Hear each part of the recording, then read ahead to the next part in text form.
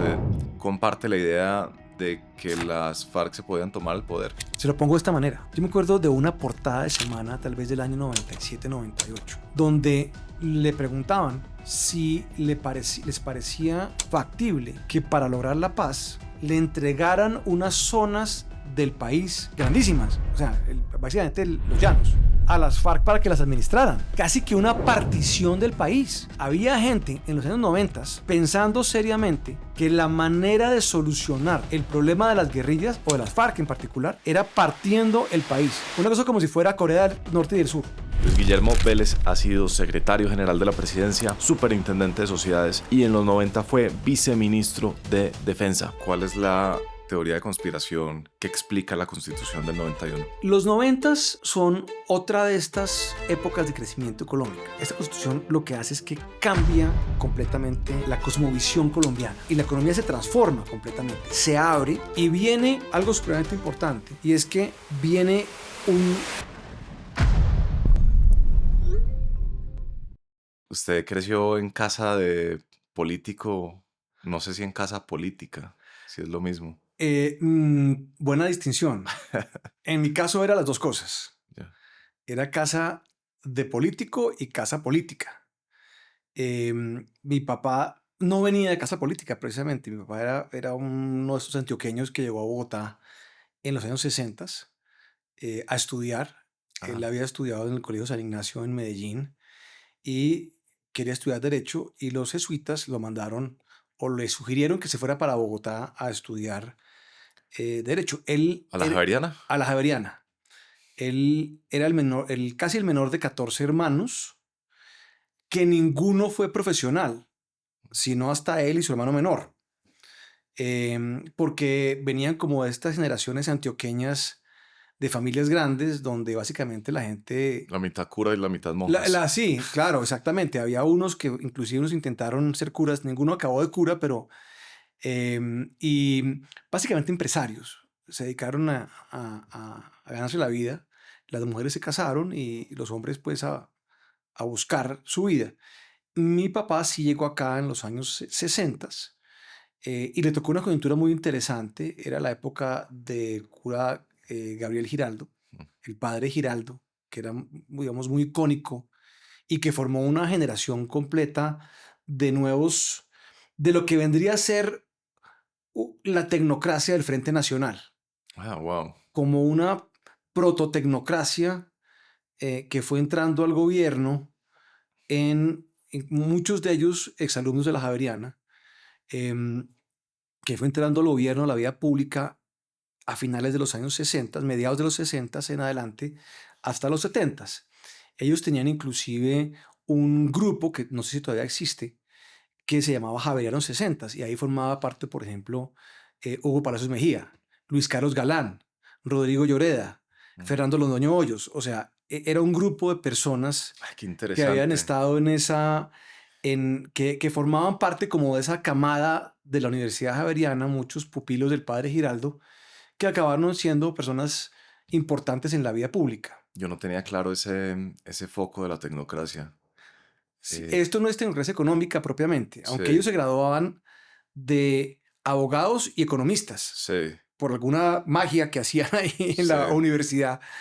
Eh, Eran más abogados, obviamente, que economistas, pero entraron muchos al gobierno en ese entonces y tuvieron carreras públicas muy jóvenes en esta última parte del Frente Nacional. Ah, entonces, su padre, antes que senador, que congresista, fue funcionario de gobiernos. Sí, entonces él entró a trabajar muy joven a la superintendencia bancaria de ese entonces, que era de estos entidades tecnocráticas que había. Era muy sigue siendo muy prestigiosa y era muy prestigiosa en ese entonces. Y entra a trabajar ahí, a la oficina jurídica, casi que recién graduado de la universidad, y asciende muy rápidamente porque sus jefes y amigos van ascendiendo en la jerarquía de la superintendencia, Mm. y él trabaja ahí, digamos, los primeros años de su vida. Después inclusive se va un tiempo para Nueva York como funcionario de la superintendencia porque la Federación de Cafeteros, por alguna razón de ese entonces, siendo la federación pues una entidad privada, tenía recursos públicos.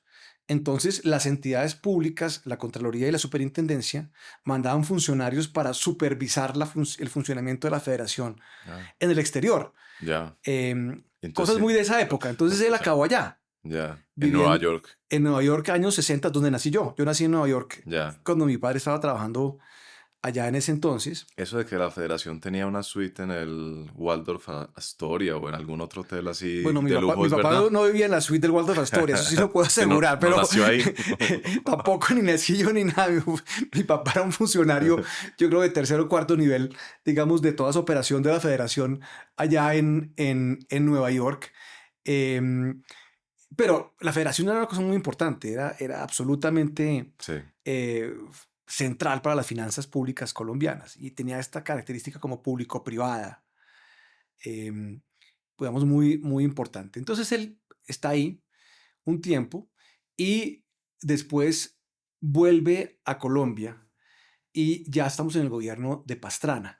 Y parte de esta tecnocracia, para decirlo, pues describirlo de alguna manera, jóvenes con ganas de hacer cosas. El papá de Iván Duque, por ejemplo, era otro de estos señores que estaba, digamos, en ese parche. oye, increíble ese parche perdido. Yo que he Sí, intentado investigar la tecnocracia, pues tenía eso, por supuesto, de otro lado, ¿no? Para mí la tecnocracia es otro combo de gente en otro que claro, viene de otra pero, universidad incluso, pero ¿no? la tecnocracia económica Sí, empieza también a crearse en esa época con Rodrigo Botero, años 60, creación de Planeación sí, Nacional, que creo que es una institución de la Constitución, de la reforma constitucional de Lleras del 68. sí, O si no es de esa constitución, de esa reforma, es como de esa época. sí. Miguel Urrutia, por ejemplo. Mm, Eh, Todos esos son otro grupo ya, de tecnócratas economistas. sí, Estos son más abogados. Hugo Palacios Mejía, digamos, por ejemplo, es ambas cosas. sí. Abogado y economista, fue ministro de Hacienda, gerente del Banco de la República. Sí, había de hecho alguien que marcaba como la diferencia entre tecnócrata y hacendista, ¿no? Un poco Sí, como los hacendistas públicos no son iguales que un Rudy Holmes, que es tecnocracia dura, económica, sino que claro. estos además son abogados. Pero, por ejemplo, Juan Camilo Restrepo, Sí, abogado. Abogado también de más o menos como de esa época. sí. También funcionario de la Federación de Cafeteros. Mm. Em, Rudolf Holmes no es economista, Ah, no, no, es administrador de es empresas. administrador de Mm. empresas. Entonces, yo creo que formaban parte como de esta tecnocracia. Él vuelve y en el gobierno de Pastrana, esto es parte del Frente Nacional, Sí, em, los van incorporando. Entonces, a mi padre lo nombran gerente del IDEMA, que es una institución muy de los setentas, que inclusive Gustavo Petro ha planteado reconstituirla y yo no creo que eso sea una mala idea, yo creo que esas instituciones como cepalinas, un poco, que estuvieron muy de moda en América Latina y en muchas partes del mundo en los 60s y en los 90s la desmontaron. pero ese era el antecesor del Ministerio de Ambiente, No, ¿no? no, No no, no, estamos no, hablando no. de... Ese es el Inderena, Ah, ya, ya, sí, el Inderena. discúlpeme. Sí. El IDEMA era una entidad creada para comprar las cosechas. Mm, Entonces, había control de importaciones y estaba esa entidad que importaba productos agrícolas sí, y también actuaba como un regulador de precios y como un comprador de última instancia de las cosechas del país. Algo muy, muy importante. Y yo creo que en toda esta fiebre que ahora llamarán neoliberal, digamos, reformista de los noventas, mm, el IDEMA, perdón, lo liquidan y yo creo que esa función de todas maneras es importante en una economía imperfecta como la colombiana. ok. Entonces lo nombran gerente de eso y es como su primer cargo público importante. em, y después mi padre, digamos, entra al periodismo, trabaja un tiempo en el periódico El Tiempo. em, Ahí se hace amigo de Enrique Santos Calderón, de Daniel Samper, de Luis Carlos Galán, que era como un triunvirato que había también de jóvenes Sí, en el periódico El Tiempo. Galán había sido, no sé si había sido antes o esto fue después, había sido ministro de Educación de Pastrana a los veintitantos años. sí. Tanto así que Galán se firmó a sí mismo el diploma De su propio de su grado. propio grado. Ah, no diga. Y le tocó una época jodida. Sí, Esto era el hipismo, ¿no? O sea, sí, eran finales de los 60, un mundo de paros.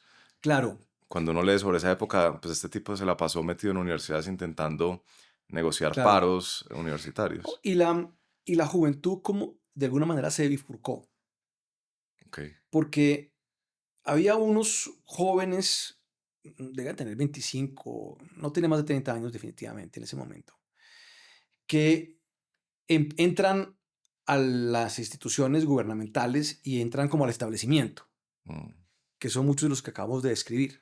sí, Y hay otros de su misma generación que agarran un camino completamente diferente, muchas veces contestatario.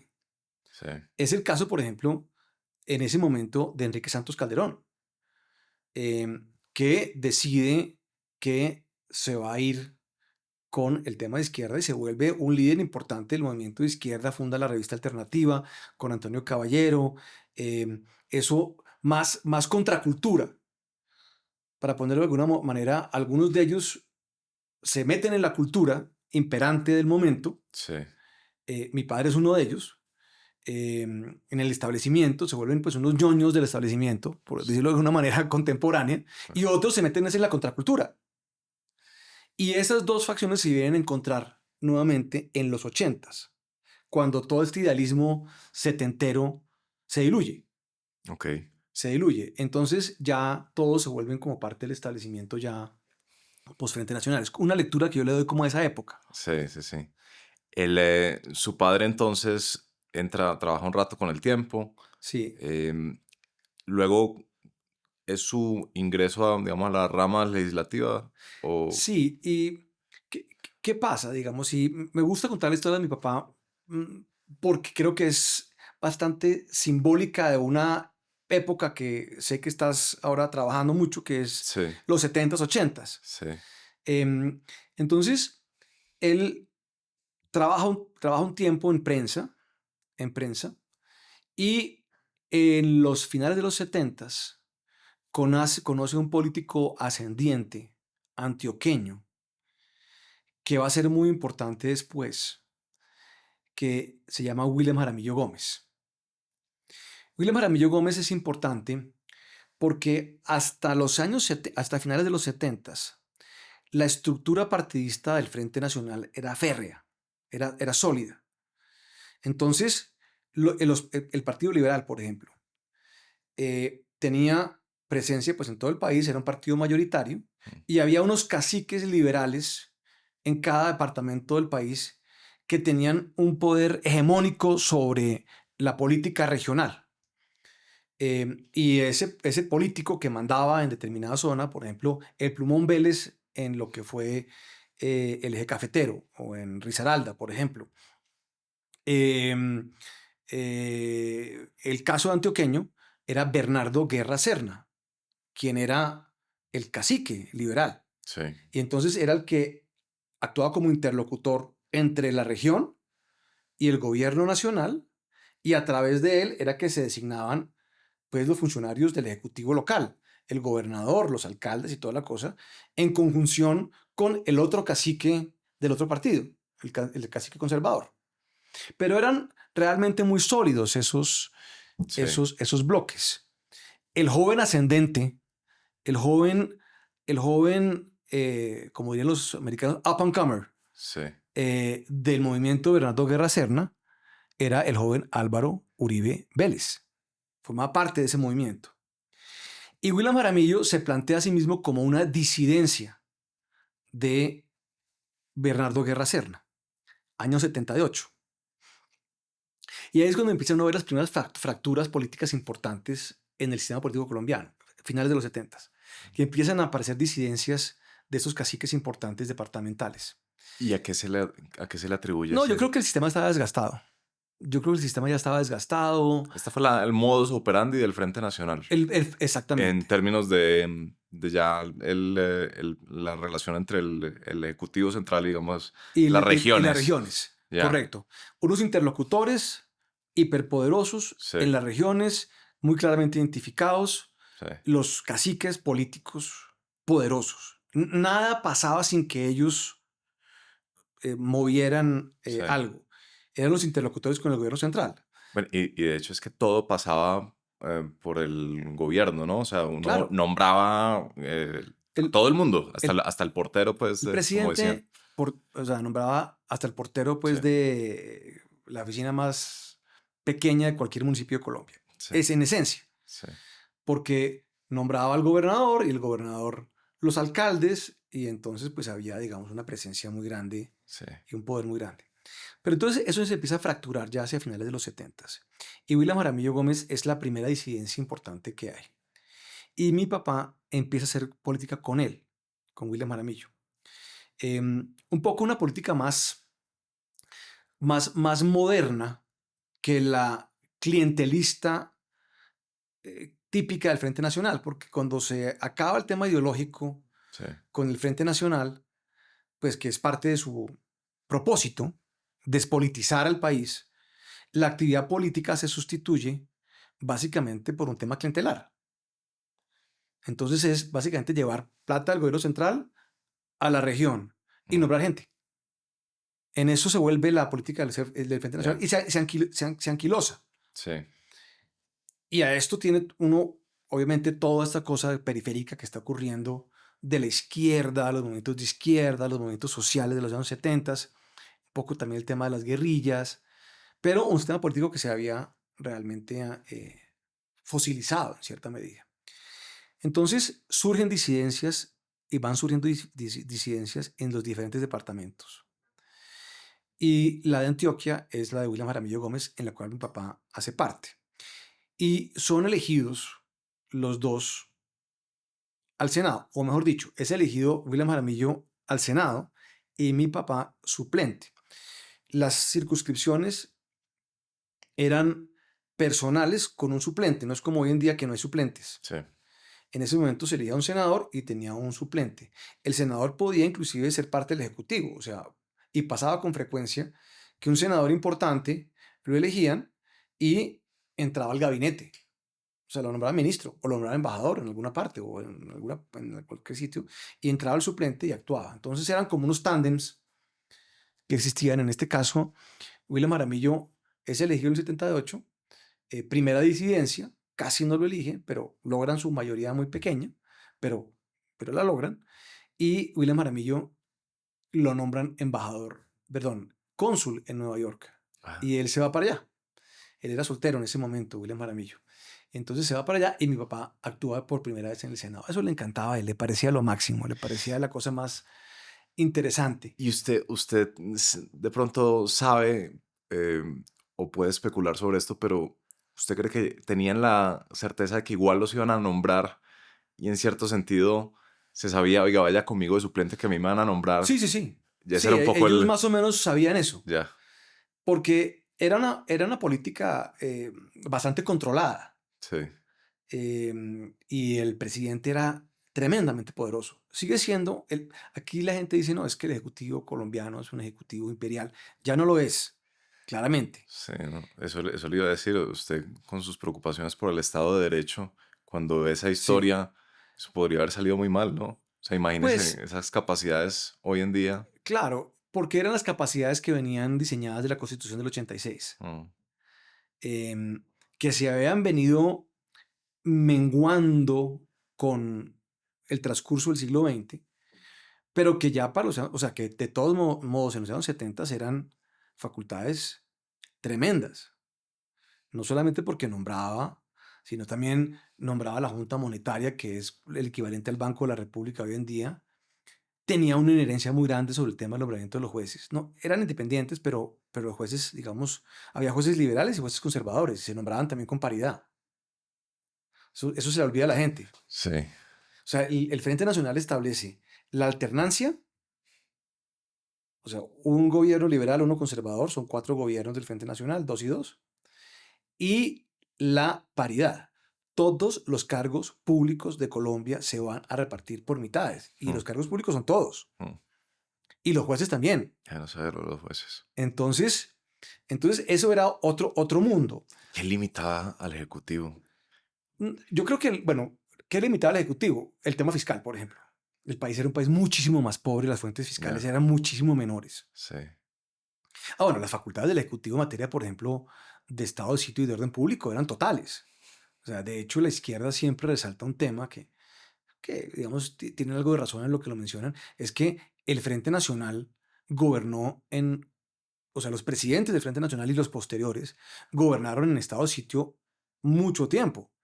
Y estado de sitio aquí nos quejamos de que el presidente Petro abusa de los estados de excepción sí, y ahora dice que va a dictar otro nuevo por las lluvias. sí. Pero la verdad es que durante el Frente Nacional y con posterioridad a la Constitución del 91, los gobiernos podían, digamos, en la mitad de su periodo, gobernar con estados de excepción.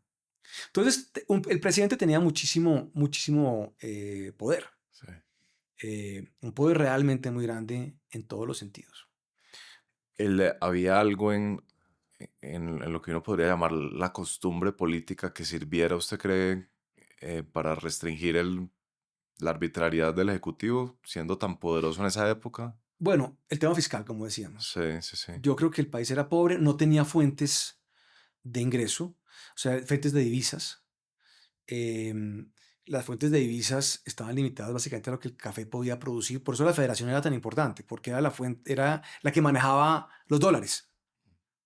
Entonces, inclusive había casos frecuentes en los cuales la federación le prestaba dinero al gobierno. El gobierno se financiaba con el ingreso cafetero de la federación, de los cafeteros. Sí, Entonces, yo creo que había una limitación fiscal. O sea, no había de dónde, no había plata. Entonces, creo que eso era una gran limitación sí, en mucho sentido. Yo creo que la estructura política del frente, o sea, había un presidente muy poderoso, pero era de alguna manera una organización institucional burocrática que tenía límites, que se autocontrolaba. Porque el presidente pues era la cabeza de todo mm, y todo estaba asociado al régimen gubernamental. La prensa, por ejemplo. Entonces, la prensa estaba vinculada a los partidos políticos, pero también hacía control del presidente. O sea, el presidente no podía dictarle directamente a la prensa qué decir. La prensa le respondía al presidente. Muchas veces el presidente podía sugerir y llamaba al editor del periódico y decía, sería bueno un editorial de tal cosa, por ejemplo. sí, Y entonces lo escribían, pero también la prensa actuaba de una manera, o sea, era un medio de control mm, importante, la prensa. sí, interesante. Es un sistema que se iba como autocontrolando. Sí, sí, sí, Creo que el tema del Congreso también era importante. Y las Cortes, mire usted, por ejemplo, cómo el sistema se controlaba más de lo que uno pensaría, dado el poder jurídico que tenían.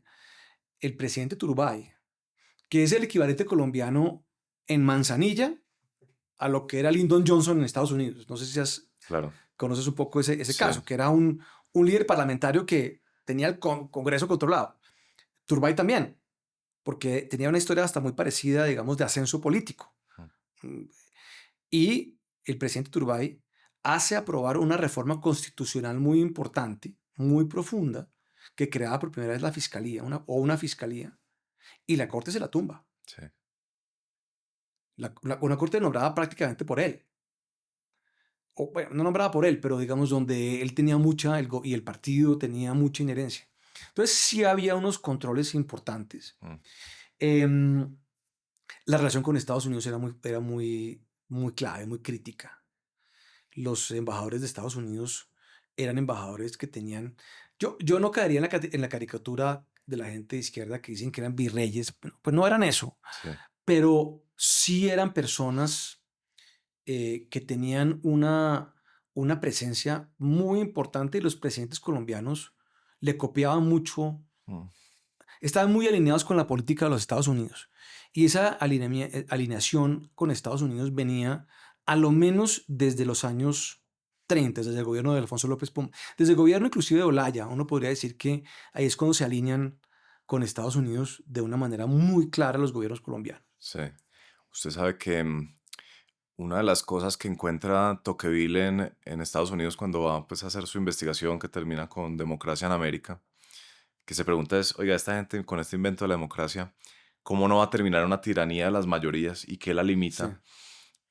Una de las que encuentra como factores limitantes o como eh, de equilibrio de poderes es los abogados. Ah, Como, claro, los abogados como oficio.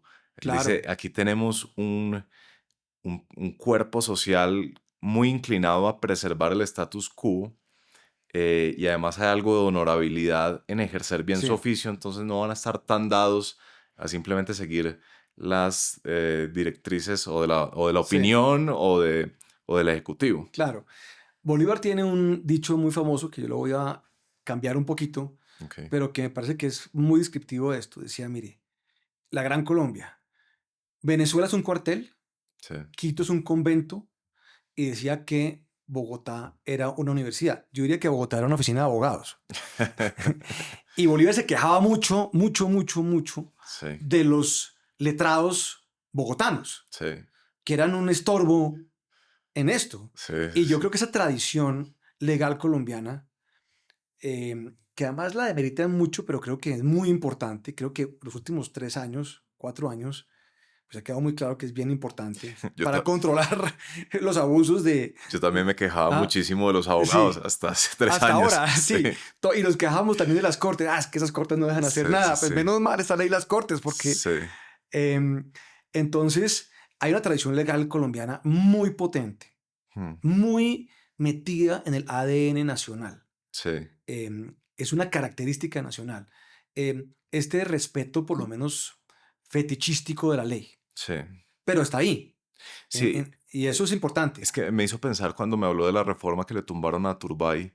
Yo no sé quién componía esa corte, pero si era más o menos esa tradición que luego fue masacrada en el Palacio de Justicia, pues esto era de verdad, unos juristas Sí, sí, sí. consagrados a su oficio. Sí, yo creo que varios, yo creo que por lo menos unos cuantos de los sacrificados o las víctimas del Palacio de Justicia estaban en esa decisión del 79, porque estamos hablando de Sí, 7 años después. sí, sí, sí. Yo creo que, no sé, nunca he hecho como la Sí, comparación. pues muy posible. Es muy posible, pero definitivamente eran del mismo talante. Sí, Eran juristas muy reconocidos. sí. Oiga, sácame una duda. ¿Qué, qué tipo de conservadores eran los liberales de Antioquia?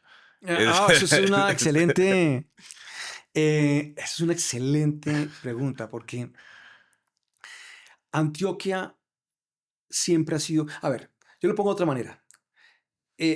Yo creo que Colombia se ha movido siempre en una estructura de liberalismo. Hmm, Me refiero filosóficamente. Y lo ha hecho desde el comienzo de la República.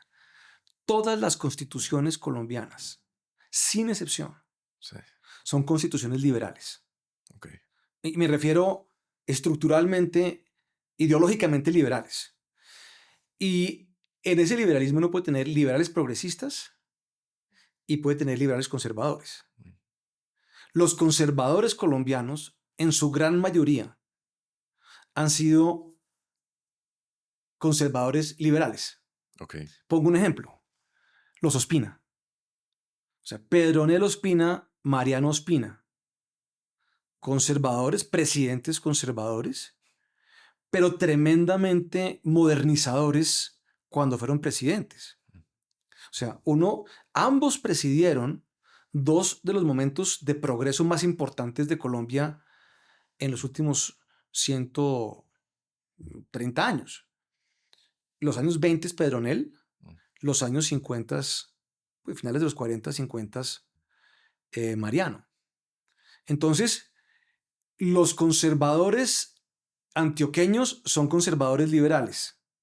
No son reaccionarios, mire usted, porque los reaccionarios no están en ese juego. Los conservadores caucanos como los Arboleda, por ejemplo, eran reaccionarios. Algunos conservadores acá en Bogotá, como Nicolás Gómez Dávila, son conservadores reaccionarios. Sí. Los antioqueños son conservadores liberales. Y los liberales antioqueños también son conservadores. Ok. O sea, tienen un nivel de progresismo que es mucho menor, más pausado. O sea, tal vez el liberal antioqueño más audaz pudo haber sido Rafael Uribe Uribe, que como escribió un discurso famoso que se llama El socialismo en Colombia, dicen que es socialista, pero cuando uno lee el discurso, lo que está diciendo ahí es necesitamos más empresas y que ojalá el Estado se metan para que las empresas sean más dinámicas. Yeah. Eso es el socialismo de Rafael Uribe Uribe. Okay. Entonces, sí hay un sesgo conservador dentro del liberalismo en Antioquia. Interesante. En Antioquia. Sí. No sé si me expliqué correctamente. Sí. Su padre entonces, disidente liberal. Disidente liberal. Antioqueño. Antioqueño.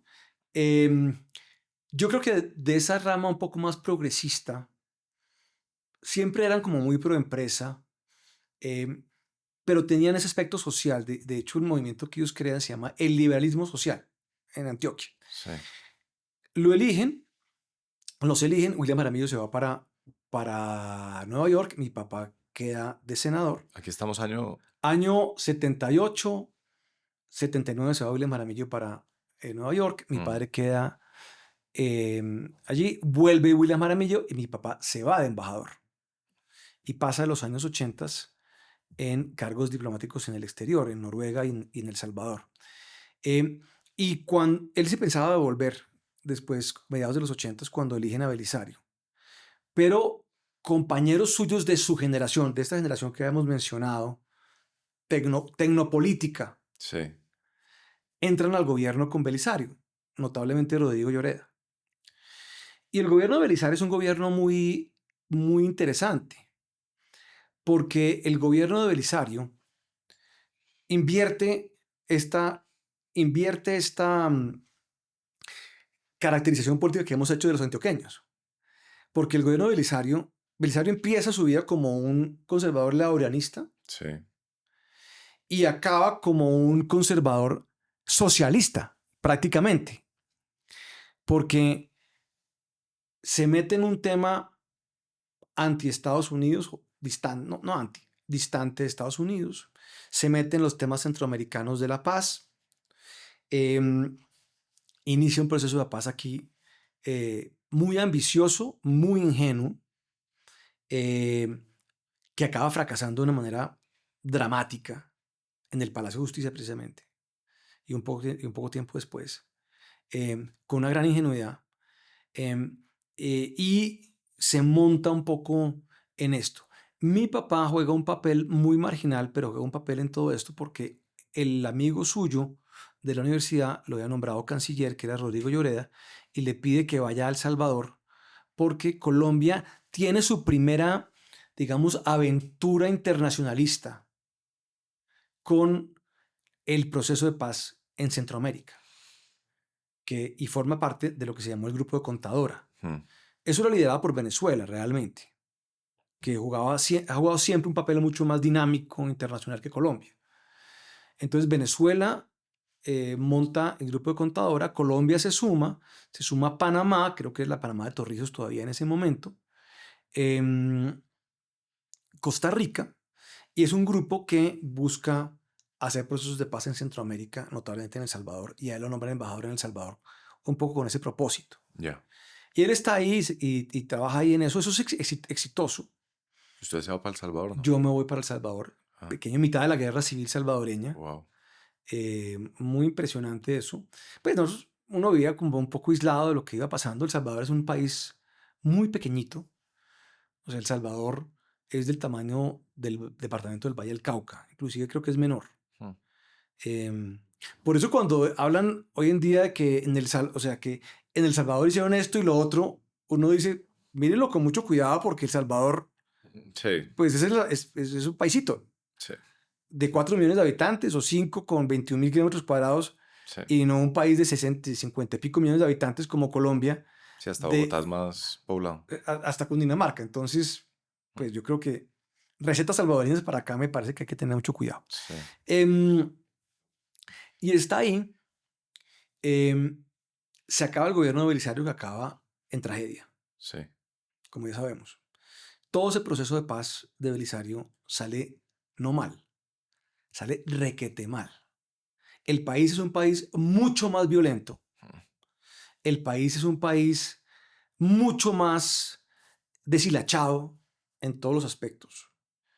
Em, Sale muy desprestigiado Belisario. Las guerrillas están súper fortalecidas, sobre todo las FARC. El M-19 como diría Nicolás Maduro, se autosuicida en el Palacio de Justicia. sí, Eh, el M-19, o sea, se acaba en el Palacio de Justicia. sí. Se acaba porque toda el halo que tenía de revolucionario, social bacano, que tenía, se desvanece completamente en el Palacio de Justicia. Claro, su mística publicitaria Exactamente. termina en la peor publicidad del mundo, que Claro, es la o eso. mística se desvanece en los 2 días que dura Sí, o 3 días que dura lo del Palacio de Justicia. sí, Sin entrar aquí a hablar de qué fue lo que pasó, que si hubo abusos, que si no hubo abusos, el caso es que el M-19 se acaba ahí. mm, Y tiene que rendirse o pide la rendición mm, un par de años después, sí. en el 88, 89, cuando llega, 87, cuando llega Barco. Y en Que cambio las FARC, en cambio las FARC, mire usted lo de las FARC en el año 82 son las primeritas, o de las primeritas, que aceptan el cese al fuego que da Belisario. mm, Entonces entran en cese al fuego y aprovechan no solamente los 4 años de Belisario, no hacen ningún tipo de operación, se quedan ahí, quieticas, en sus zonas, no hacen ningún tipo de operación y se van fortaleciendo y se meten de lleno en el negocio de la coca. Y se extienden de una manera muy importante. Y estoy en una conferencia creo que es del año 82, donde dicen, vamos a doblar los frentes o triplicar los frentes. Y empiezan un proceso de expansión tremendo. Entonces, mientras el M-19 está peleando con el gobierno está concentrado en el M-19, que era una guerrilla, como decíamos, social bacana, relativamente desordenada. Las FARC van creciendo, creciendo, creciendo. perdón, aunque también con algo de poder militar el M-19, ¿no? O sea, yo creo que uno tiene el recuerdo solo de los stunts publicitarios, del robo de las Sí, armas, de lo de la espada de Bolívar, pero también tuvo confrontación con el ejército, ¿no? claro, tuvo confrontaciones importantes. Ellos montan unas guerrillas, unos bloques guerrilleros relativamente grandes en el Caquetá y en algunas zonas Sí, del Cauca, pero son muy fácilmente contenidos por parte del ejército. ok. Lo intentan hacer.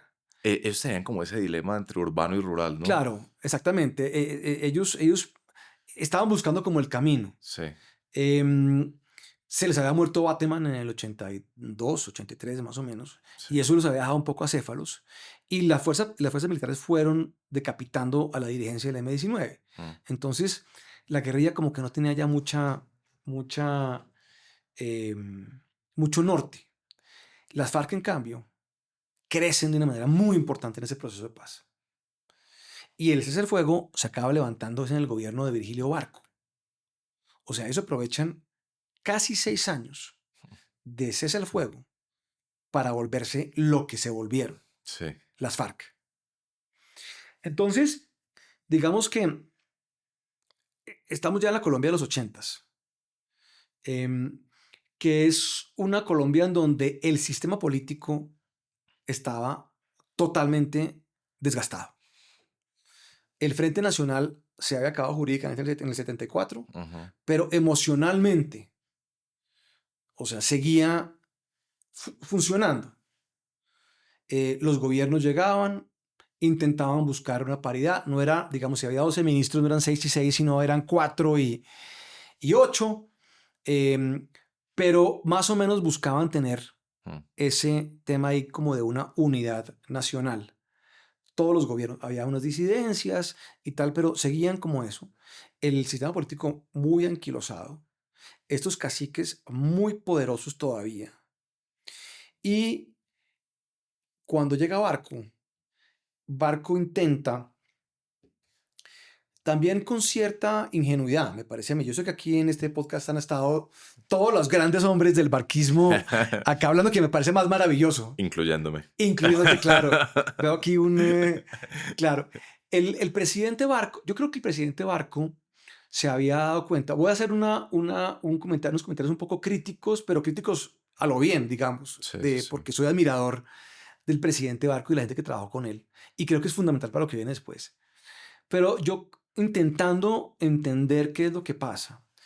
Yo creo que el presidente Barco, que era un hombre de 60 y pico de años cuando llega a la presidencia, ya no estaba ajustado con los tiempos. O sea, de pronto ya los tiempos y la manera de hacer política había cambiado para mal. Y él se viene a dar cuenta de eso en la mitad de su mandato. ¿Qué pasa? Él llega en el 86 y dice, esto del Frente Nacional, esta práctica del Frente Nacional hay que romperla porque está acabando con la política. E inaugura lo que llamó el doctor Cepeda, que no sé si ha estado en este podcast ya Sí, o aquí no, estuvo. porque esa es una persona maravillosa Aquí estuvo, aquí estuvo.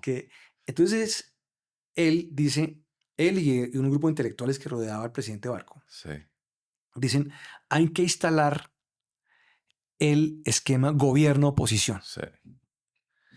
porque todos los males del país son producto del Frente Nacional.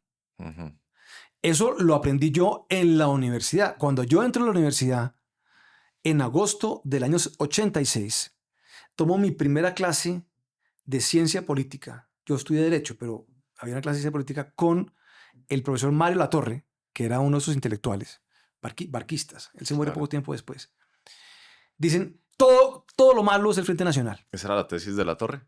Esa era la tesis de Latorre, que la Ah, compartía Cepeda y la compartían pues muchos más. sí, Y entonces, aquí hay que volver nuevamente a la política. mm, Y tenemos un mandato liberal. Vamos a hacer un gobierno liberal. sí, Entonces, llegan al gobierno y ¿qué hacen?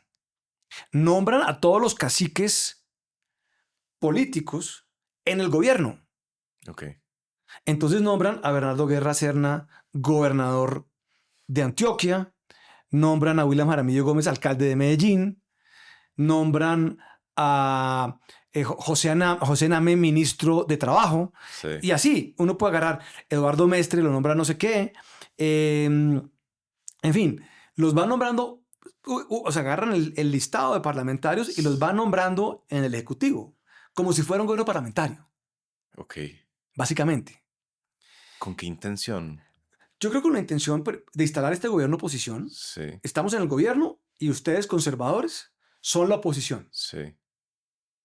Y eso es súper traumático. Pero digamos, ¿por qué había que traerse a los grandes caciques al Ejecutivo y no Yo, dejarlos por allá y yo traer creo que para tecnócratas? gobernar, o sea, nombran, por ejemplo, Balcázar, lo nombran, yo no sé si es gobernador del Valle. Ok, En fin, yo no me acuerdo más nombres, pero si uno agarra el listado, uno se da cuenta que era una cosa sistemática. ok, interesante. Y yo creo que ellos tienen una decepción muy rápida. Ah, Y se dan cuenta que estos señores son buenos para conseguir contratos y para conseguir plata para sus regiones y para nombrar cargos, sí, pero poco para gestionar. ah, Eso por un lado. Por otro lado, también se empiezan a dar cuenta que la infiltración del crimen organizado en las estructuras políticas del país es mucho mayor de lo que se pensaba. Mucho mayor. Entonces, por ejemplo, un líder parlamentario absolutamente poderoso y fundamental de esta época era Alberto Santofimio Botero, un lugarteniente de Pablo Escobar. sí, Eduardo Mestre, que había sido fundamental para la elección del presidente Barco, santandereano, un señor que después acaba preso por cuenta de ser un agente del cartel de Cali. Y así. Entonces ellos se dan cuenta en la mitad de esto mm, que están durmiendo con el enemigo. Es como mi impresión. Esto es una conjetura que yo estoy Sí. digamos, planteando. Y se dan cuenta también que hay una serie de amenazas existenciales para el Estado colombiano y que y que el partido y los políticos que ellos han, de donde ellos vienen, con quienes están gobernando, Hmm. muchas veces son enemigos del sistema que ellos quieren defender. Me refiero ya al presidente Barco y su Sanedrín, o sea, su grupo, Germán Montoya, que juega un papel aquí absolutamente crítico. Y también, ¿qué pasa? El presidente Barco se enferma. Sí. Y yo creo que poco se ha hablado de eso. Yo no sé cuando vienen aquí los barquistas y hablan en el podcast, ellos qué dicen de eso, pero yo creo que ellos tienen que reconocer que el presidente Barco se enferma y se enferma seriamente. Y esa enfermedad que el presidente Barco tiene no es una enfermedad pequeña, no es una enfermedad que le permita gobernar, porque es una enfermedad cognitiva complicada. Y yo creo que ellos sustituyen al presidente, sobre todo Germán Montoya, de la segunda parte del mandato en adelante. En adelante. En una coyuntura absolutamente grave, porque en la segunda parte del mandato viene el asesinato de Galán. Y eso, ya venía la violencia, o sea, Galán es como de los últimos que matan, bueno, no es de los últimos, pero, o sea, veníamos de una secuencia.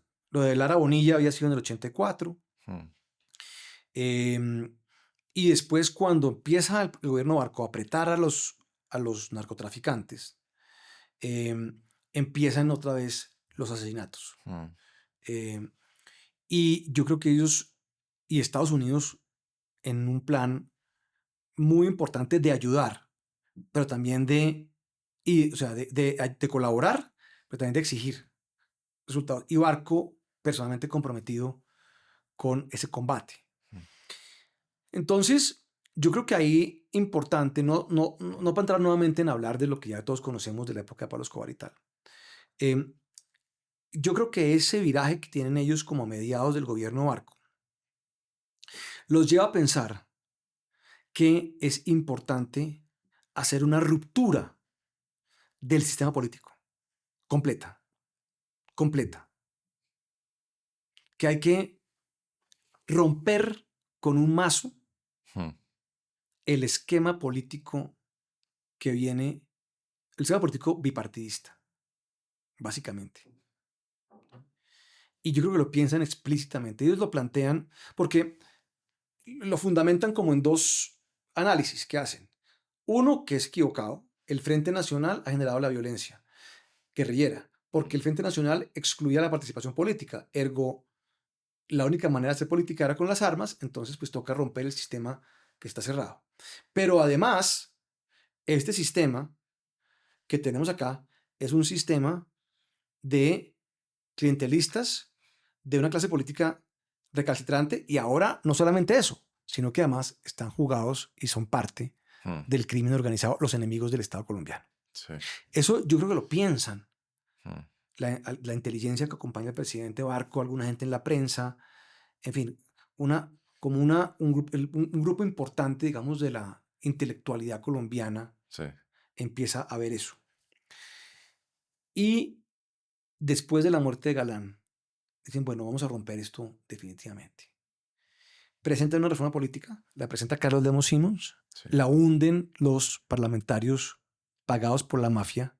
No la hunden, perdón. Le meten el mico de la extradición. De la extradición, la hunde el mismo gobierno. La hunde el mismo gobierno. Y... Perdón, ¿su padre en ese periodo, Barco? No, mi padre no estaba en ese momento en el gobierno. William Jaramillo sí. Ok. William Jaramillo, que era su partner y su amigo, había sido de los pocos que se había ido de frente en contra de las mafias. Él había jugado un papel muy importante en la prensa, en el escándalo del grupo gran colombiano Jaime Mikkelsen. Era una persona que tenía una muy buena reputación, William Jaramillo Gómez. Y después, cuando él lo nombran alcalde de Medellín, él básicamente, que lo nombran en el año 86, él básicamente inicia una guerra frontal en contra de las mafias de Medellín, de Pablo Fue Escobar. alcalde en el 86 en Medellín. Claro. Joder. Del 86 o del 87 al 89, más o menos. Ujú. Más o menos. Duro. Duro, muy duro. Una confrontación muy potente contra estos señores. Entonces, mi padre, digamos, estaba ahí. Él no estaba en el Congreso en ese momento, pero yo creo que sí había también, nuevamente, las élites antioqueñas empiezan a compartir ese mismo sentimiento que se daba, digamos, en Bogotá, de que esto ya está, esto ha llegado demasiado lejos. Mm. Le interrumpí Sí, su relato. Entonces usted venía diciendo, después de la muerte de Galán se deciden a enfrentar esta amenaza existencial, presentan la reforma política, que es la que sí, algunos parlamentarios le meten un mico de la sí. extradición, la tumba el mismo gobierno. Claro, entonces ellos ya quedan convencidos de que aquí tienen que haber cambios profundos. Y por esas mismas épocas Hmm. cae el muro de Berlín. Sí. Entonces es un gran momento como de pensar cambios con audacia, Hmm. con gran audacia, porque también le ha pasado algo parecido a la estructura económica del país. O sea, la economía colombiana es una economía muy cerrada, con una herencia del Estado muy potente. Aquí se nos olvida. O sea, aquí el gobierno Petro dice, no, es que aquí hemos recuperado algunas áreas del gobierno. No han hecho nada. O sea, el gobierno controlaba sectores estratégicos de la economía, pues todos. Sí. Controlaba la banca, pues que la había nacionalizado Turbay, que era privada en un pedazo, la estaban inclusive privatizando parcialmente por esa época, pero que de todos modos pues la tenían acá. Tenían las telecomunicaciones, monopolio de las telecomunicaciones. Tenían prácticamente el monopolio de los hidrocarburos. En fin, el gobierno controlaba la economía y la economía estaba también fosilizada. Ujú. Entonces, es un momento en donde esta tecnocracia barquista, que se mueve toda a la campaña de César Gaviria había sido parte de esa tecnocracia barquista, porque ha sido ministro de Hacienda y de Gobierno. Sí. Y de Gobierno. Y todos se mueven a la campaña de César Gaviria y dicen, vamos a empujar acá una reforma constitucional. La apertura económica, que era un tema que empieza con Barco, Mm. y una reforma constitucional que tiene que ir amarrada de unos procesos de paz mucho más serios con algunas guerrillas, en este caso con el M-19 que ya estaba negociando con Barco. Sí. Entonces es una gran oportunidad. Entonces en el gobierno Gaviria, cuando Gaviria llega, Mm. tiene las cartas en la mano, la capacidad, la audacia para lanzarse a lo que es la reforma más, o sea, o el paquete de reformas más importantes de Colombia para ese entonces, por lo menos en 60 años, 70 años. Inclusive uno podría decir que más importantes que las de los años 30. Uno podría comparar lo que pasó en Colombia en el año 90 y 91 con, bueno, 90, 91, o sea, del 90 al 94, 93, sobre Ujú. todo porque eso es un periodo ahí un poquito más corto. Uno podría compararlo con los cambios de la regeneración. En otro sentido, obviamente, no en su contenido, pero sí en su impacto. Sí. O sea, de ese impacto eran los cambios. Sí. Porque eran en todos los frentes. Y eso se sintetiza en la Constitución del año 91, que yo creo que es de una importancia para el análisis contemporáneo total. O sea, es muy complicado sobreestimar la importancia del proceso constitucional del 91 Mm. sobre la historia contemporánea colombiana. Mm. Hagamos una pausa ahí y ya retomamos. ¿Usted Muy quiere bien. más café? Sí, por favor. Les había contado que una de las mejores decisiones que tomó mi yo del pasado fue empezar a ahorrar y que lo logré no con fuerza de voluntad, sino con un débito automático que Scandia hacía a mi cuenta de ahorros. Todos los meses se reservaba un dinero que iba a mi portafolio de Scandia y yo tenía un perfil de riesgo que era moderado y de esa manera el dinero se invertía acorde a mi perfil inversionista. Pues una cosa que me encanta de Scandia es que uno puede ser más activo si así lo quiere con sus inversiones. Entonces, por ejemplo, hace poco decidí invertir un pedazo de ese portafolio en Bitcoin, que nunca he terminado de entender bien, pero me ha parecido interesante, y también en acciones en mercados emergentes. No crean que yo soy un gurú de las inversiones. Esto, por supuesto, no es consejo de inversión, pero simplemente contarles que una de las cosas que me gusta de Scandia es eso. Uno puede ya ser un inversionista pasivo y dejar que ese patrimonio vaya creciendo y acumulándose, o puede tomar unas decisiones un poco más deliberadas. Todo eso se puede con Scandia, patrocinador de este episodio, a quien le agradecemos por el apoyo a Temporal, y a ustedes escuchando los invito a que vayan a scandia.com y empiecen ya a invertir, que pues nunca es tarde y nunca es demasiado temprano. Gracias y sigan con el episodio. Para un fanático del Estado de Derecho, que me parece que eso de ninguna manera es una crítica. No, eso es Para que un piropo. ojalá todos fuéramos fanáticos del Sí. Estado de Derecho. Eh, Tiene por lo menos que ser conmovedor el gobierno Barco en términos de como decía Gustavo Vasco, que pues Barco sostuvo el Estado de Derecho a veces parecía que con sus propias manos, porque eso ya No, era tal la amenaza que parecía que nadie iba. claro, y eso es correcto. O sea, yo creo que eso es correcto. Yo creo que Barco, su enfermedad, digamos, es un tema, como decíamos ahora, que no se puede minimizar. Ujú. Pero él tenía momentos buenos. Quién sabe qué tanto lo estaba afectando la enfermedad.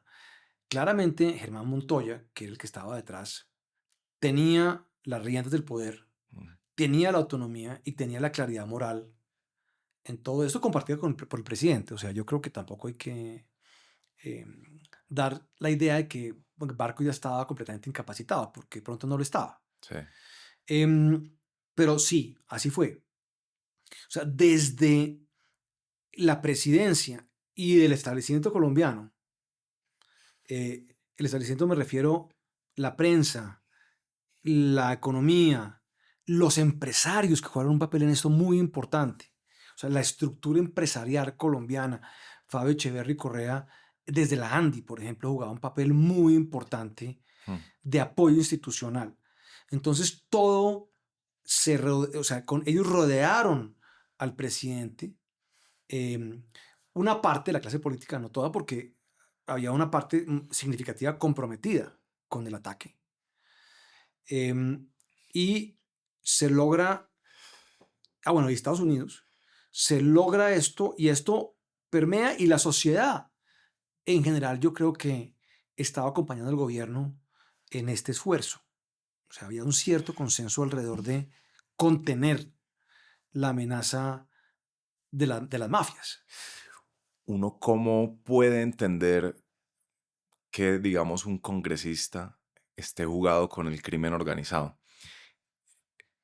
Estará haciendo cálculos de que este ataque sobre el Estado colombiano, el Estado de Derecho, va a ser efectivo y ellos van a ser el nuevo poder, o simplemente es el caso de está en la nómina del cartel y tiene suficiente plata como para.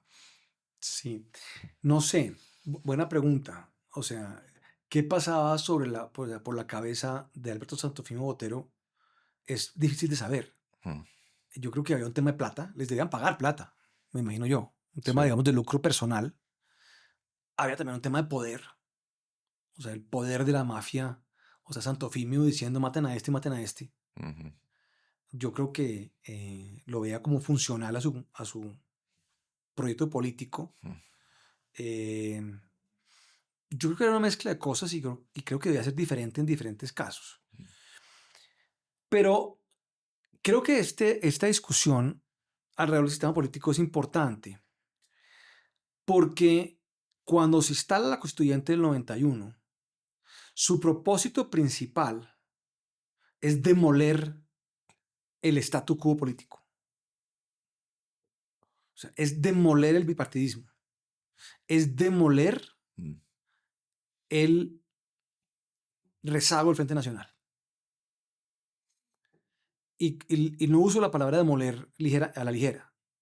Yo creo que esa fue la intención. Sí. Esa fue la intención. Dentro de los consensos que se hacen para elegir la Asamblea Constituyente, les toca ceder en que son 70 constituyentes elegidos pues, con un voto de voto popular, y que podrán participar los partidos políticos, como era apenas natural, Sí. pero no los parlamentarios. Entonces los parlamentarios lo que hacen es que meten gente de su grupo político en algunas de las listas. Y los expresidentes se toman, y eso es muy importante, se toman la labor muy en serio y logran crear unas listas partidistas relativamente consistentes. De todas maneras, el resultado es un resultado donde el M19 tiene una participación supremamente significativa. Sí. Se esperaba que el Partido Liberal reprodujera su mayoría en el Congreso, que era el 60%, en la Constituyente, y no la reproduce. Queda con una mayoría minoritaria, no absoluta, como la tenía en el Congreso. Es un campanazo muy grande. Entonces, por eso la presidencia de la Constituyente, que se esperaba que fuera, en este caso de Horacio Serpa, que había sido procurador de Barco y era un líder importante, tienen que compartirla con Álvaro Gómez y con Antonio Navarro. Es el consenso. Entonces, eso es una cosa un poco inesperada.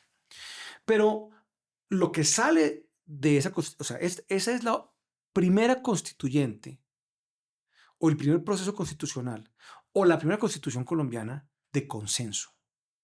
O sea, el proceso que lleva la Constitución del 91 eso es súper importante, es consenso.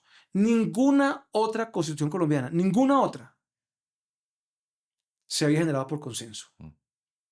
Todas eran productos dicen, no, de pactos de élites. Tampoco, ni siquiera pactos de élites. Eran imposiciones unilaterales de un bando vencedor en una guerra civil. Sí. En el caso de la independencia, pues el bando vencedor de la independencia. Sí. Pero de ahí para adelante, todas eran constituciones que tenían habían sido redactadas de puño y letra de alguno de los líderes políticos, de los caudillos o los que fuesen de su momento. La constitución que acababa de reemplazar en el 91, la constitución nueva, llevaba 100 y pico de años y había sido producto, pues era la constitución de la regeneración, que había tenido cambios y que había tenido evolución y que había tenido ajustes, y era una constitución ya para el año 86 o 91 o 90, legítima, lo era. Entonces, pero se rompe y se crea una nueva constitución que es moderna. Sí. Y que además atiende a un problema que tenían las constituciones tradicionalmente las colombianas, y es que eran muy complicadas de reformar. La del 63, imposible de reformar. La del 86, difícilmente reformable. La del 91 dice, esta es una constitución que tiene que ser flexible. Y crean la Corte Constitucional para que vaya ajustando la constitución con los cambios y mecanismos de reforma muy amplios. La Constitución colombiana se ha reformado desde el 91, no sé, 30 veces. Entonces, se crea eso y además, no solamente, rompe el bipartidismo, rompe los partidos políticos, hace una, explosión política. O sea, montar un partido político era una cosa ya mamey. Sí. Hasta demasiado exagerada. Eso se viene a corregir después en los 2000. Ya se rompe eso intencionalmente. Y viene todo un tema de reforma económica muy audaz. Y la Carta de Derechos, que se va a desarrollar, que al principio la gente no le para muchas bolas, pero que se vuelve absolutamente fundamental de aquí para adelante. Al conspirativo que hay en mí, el de que le gustan las teorías de conspiración y por lo tanto las explicaciones unidimensionales a los grandes eventos de la historia, le gusta preguntarse cuál es la teoría de conspiración que explica la Constitución del 91? Es decir, ¿cuál sería la razón única, más allá de todo este complejo Sí. andamiaje que usted ha descrito, para que desde el Estado colombiano, desde el establecimiento, desde el Estado de Derecho, se haya decidido en ese momento de la historia que la prioridad era hacer una constitución? Yo no tengo buenas respuestas. A veces pienso que es... eh, Pero ¿cuáles teorías conspirativas hay? no creo ni siquiera que las haya ya en el discurso público. Es más Sí, como esta idea de... Usted sabe que las teorías de conspiración siempre quieren es encontrar la una explicación. respuesta muy simple a un fenómeno complejo, ¿no? Ese es un Sí. poco el juego. Alguien diría, no, las mafias. Las mafias querían la constituyente para que les quitaran la extradición. Ah, sí, bueno, esa es Esa una es de ese una. lado. Ah, no, eso fue Pablo Escobar que la permitió y que la impulsó para que le prohibieran la extradición. Sí, Eso es, pues, chimbo, sí, sí, sí, chimbo. Pero digamos, sí, la constituyente prohibió la extradición, efectivamente. sí. Entre otras cosas porque había un consenso, bueno, no consenso, no. Había una parte importante de la inteligencia colombiana Sí. que tenía problemas Mm, ideológicos con la extradición. La izquierda, por ejemplo, colombiana, sí. se oponía a la extradición. La, digamos, no la teoría de que las mafias, sino si uno va a pensar en Gaviria, uno dice, oiga, bueno, ¿qué clase de audacia, qué clase de cálculo audaz pasó por el gobierno, por la cabeza de Gaviria?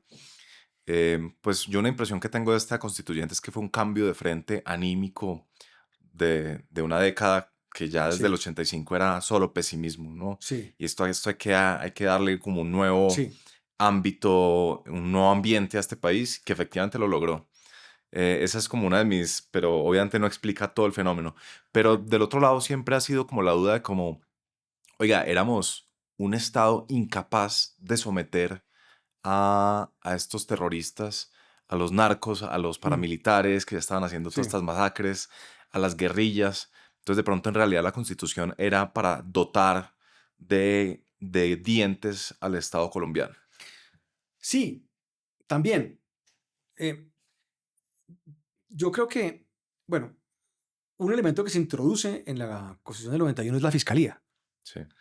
porque la fiscalía, o sea, no había quien investigara, quien metiera presos a los, Mm, jurídicamente hablando, a los malosos. Porque, claro, ahí está la policía, estaba el ejército, los podían capturar, mm, pero eso todo se remitía a un juez de instrucción, que era un señor por allá que tenía un escritorio, que no tenía papel, que estaba por allá hacinado en algún edificio abandonado, que en ese entonces se ganaba el equivalente hoy en día a decir, no sé, 3,5 millones de pesos, ujú, digamos. Em, y con una máquina de escribir, taca, taca, taca, taca, taca, y tenía que condenar a 20 años de prisión al señor Pablo Escobar. sí, Y ese juez salía de ahí y agarraba un bus sí. para irse para la casa. Eso era lo que pasaba. Entonces decíamos, pero ¿cómo vamos a combatir Mm, las mafias poderosísimas que hay? Porque también todo es un tema de escala. Es decir, hoy en día Colombia es un país muchísimo más rico de lo que era pues en los años 50, 20, pero también que los 80. sí. Y los narcotraficantes tenían divisas, tenían plata, tenían poder, tenían todo este tipo de cosas. Entonces, pues, ¿cómo vamos a hacer Claro. con esto? Sí, que es muy diferente que su enemigo tenga el 6% de un PIB pequeño Sí, a que tenga el 6% de un PIB masivo en el que claro, hay mucha gente muy claro, rica y no solo ellos. pero no tiene, o sea, no tiene el 6%, tenía el 0,5% del PIB, Ujú, de un PIB chiquitico. sí, Entonces, no había. Em, entonces, bueno, se había intentado, como dijimos ahora, la fiscalía en el 79. Eso no se había. sí, Entonces, la figura se reintroduce sí, o se revive y es muy importante. Digamos que la parte institucional de la Constitución del 91 tiene varias cosas importantes. Digamos, tiene la fiscalía, que es la que da herramientas para un tema que ahora vamos a hablar más adelante mm, en los 2000, 90 y 2000, sobre todo los 2000. Si llegamos hasta allá. No creo, No creo. no creo, a No, este ritmo no vamos a no, llegar, no, pero nunca. pues tendremos que hacer varios más. Em, em, y, digamos, la fiscalía. Em, lo otro es limitar los poderes del Ejecutivo para expedir estados de excepción, Claro, que se han abusado, como decíamos antes, en el pasado, en el Frente Nacional. sí, Y aquí se limitan de una manera muy severa, y se vuelven realmente excepcionales. sí. Es otro cambio institucional que se da muy importante. Sí, yo tengo esta idea en la cabeza, puede ser equivocada, de que el problema con el estado de sitio es que alguien decretaba el estado de sitio y legislaba con ese estado de sitio, entonces creaba como cierta institucionalidad que luego solo podía ser soportada por el estado de sitio. Claro, Usted tenía que claro, estar renovando siempre el estado de sitio porque si no claro, se le desbarataba el estado. claro, exactamente. Entonces, usted creó todo un andamiaje legal Sí, paralelo.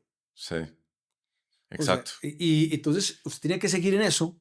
Y además había impuestos por estado de sitio y había toda clase, digamos, reformas a los códigos penales. Y no había también una cosa como de compensación de funcionarios públicos que estaba ligada al estado de sitio. Probablemente sí, Sí, creo que había claro, también algo así. claro. No, eso era un Entonces, lío. eso era un lío del demonio. Sí, Entonces, bueno, digamos que eso lo hace importante. Y en materia política, fragmenta los partidos. sí. O sea, es una constitución que busca partir los partidos en pedacitos. Y lo logra. Y lo logra. Yo creo que la Colombia que vivimos hoy en día, ya un poco para, no sé si para ir acabando ya, o todavía tenemos mucho No, tiempo. tenemos tiempo. Tenemos tiempo, bueno. Sí, sí, sí. Pero para meternos a los 90, A que los quiero que nos noventas, metamos a en los los 90. noventas, sí, Sí, sí. ya, los noventas. Em, a ver, los noventas son otra de estas épocas de crecimiento económico colombiano. Sí, Yo creo que decíamos ahora, los años 20, los años 50 y los 90 en adelante. Alguien dirá del 2002 en adelante, probablemente, pero o sea, esta constitución lo que hace es que cambia completamente el, el, la cosmovisión colombiana. ah, O sea, hay optimismo. Ese optimismo también se comparte con, obviamente, la caída del muro de Berlín. sí, Las guerrillas empiezan a movilizarse en todo el mundo. En Colombia, pues no se logra al 100% por el tema del narcotráfico. Pero se va creando, o sea, y la economía se transforma completamente, se abre sí. y viene algo supremamente importante, y es que viene un aumento muy significativo del gasto público colombiano. Y afortunadamente se van consiguiendo las fuentes para financiarlo. Mm, Entonces, eso es un dinamizador de la economía fundamental. Cuando se abre la economía, entonces la gente dice, oiga, invirtamos en una entidad financiera. Hay un cambio en el régimen de salud. Oiga, metámosle plata aquí a montar un hospital mm, o una aseguradora mm. de una EPS. O, mire, hay concesiones viales. Metámosle plata a hacer vías. O telefonía celular. Entonces, la telefonía celular no la monta el gobierno, la montan los privados. En fin, hay un dinamismo muy grande. Los puertos. Los puertos son del Estado, ¿no? Ya no. Entonces, pues construyamos puertos. Entonces, eso es súper importante en todo eso. Viene la reforma laboral, viene el tema de la reforma de pensiones, que controla de una manera muy importante el gasto, digamos, el gasto pensional, no del Sí. todo, porque eso se tiene que revisar después, porque hay unos consensos que se montan. Eh, hay más dinero para el ejército, por ejemplo, más dinero para lo social. En fin, hay un dinamismo muy importante que se da en esa época. Pero entonces, venga, estamos ante un nuevo país, por primera vez en mucho tiempo optimista. Yo conté aquí en la entrevista a Rudy Holmes y perdón para la gente que ya ha escuchado esto, pero cómo sería el optimismo colombiano en ese momento, que hay, imagínense que en esas cartas que le enviaban a Revista Semana, hay una carta de Enrique Sí. Peñalosa Ajá. diciendo cómo será que cambió este país que hasta Antonio Caballero está optimista. Ah, Que buenísimo. Antonio Caballero empieza a escribir columnas Claro. optimistas con el tema de Optimistas. la Constitución. Este es el país que está. Entonces lleguemos a su viceministerio, Sí, que, claro. Es que, que que es... creo que si tocamos ese tema nos podemos dar por bien servido en este que espero sea el Sí, primero episodio de varios que hagamos. Pero veníamos con este optimismo y luego parece que ya para mediados de la década, ya esto es un despelote de seguridad y una sí, amenaza nuevamente existencial al Estado. claro. Entonces, si quieres, retomemos Eso la es... historia de Sí, las FARC que usted había claro. contado y Sí, que habíamos llegado como hasta el 86, cuando estaban muy fuertes, que sí, querían duplicar, triplicar sus frentes. Y lleven por esa historia de las FARC claro. desde entonces hasta su llegada A al ver, viceministerio. yo creo que hay algo muy importante y es que la elección del 94 es una elección de división. O sea, Mm, ese optimismo, ese consenso que se ha logrado con el presidente Gaviria, sí. se empieza a fracturar muy fuertemente en el 94. Porque lo que acaba pasando es que la estructura partidista todavía, o sea, se quiebra o se busca quebrar en el año 91, pero eso no se quiebra de un día para otro, Mm, sino que se mantiene ahí, se mantiene ahí. Y parte de esa estructura partidista era el concepto de la fila india.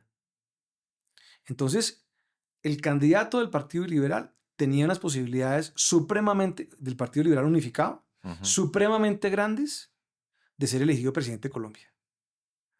Entonces, la pugna estaba dentro del Partido Liberal para ver quién, y la manera como se había solucionado el tema de las disidencias era, yo voy primero, usted va después. Claro. Y entonces, después de usted va a fulanito de tal.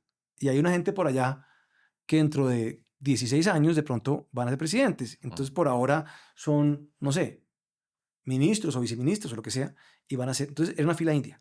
Pero igual esas convenciones eran disputadas, ¿no? O sea, Claro, Durán Dusan, Gaviria, Samper en la del ya, 89. ya para el 91 ya habían introducido las primarias. Ok, Ya para la elección, William Jaramillo participa en la primaria, queda de último, ok, pero participa en la primaria. En la primaria que gana Gaviria sí, y Samper, y esto va a la historia, que estamos contando, queda de segundo en esa primaria. sí. Entonces, ¿quién está de primero en la fila india en el 94? Samper. Samper. Y resulta que Samper era ideológicamente contrario. O sea, Samper era una anomalía ideológica en el año 94. Mm, Porque estamos hablando de caída del muro de Berlín, apertura económica, o sea, neoliberalismo en serio. sí.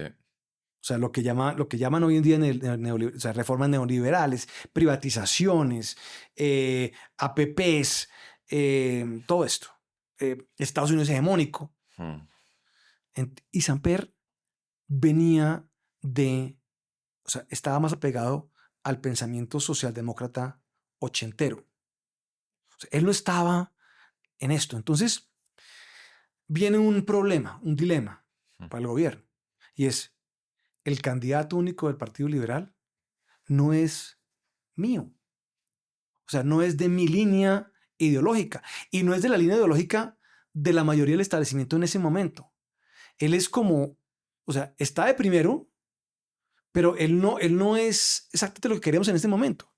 Entonces, la elección de Samper fue una elección forzada en contra del candidato del Partido Conservador, que ya se había disfrazado digamos, disfrazado en el sentido político.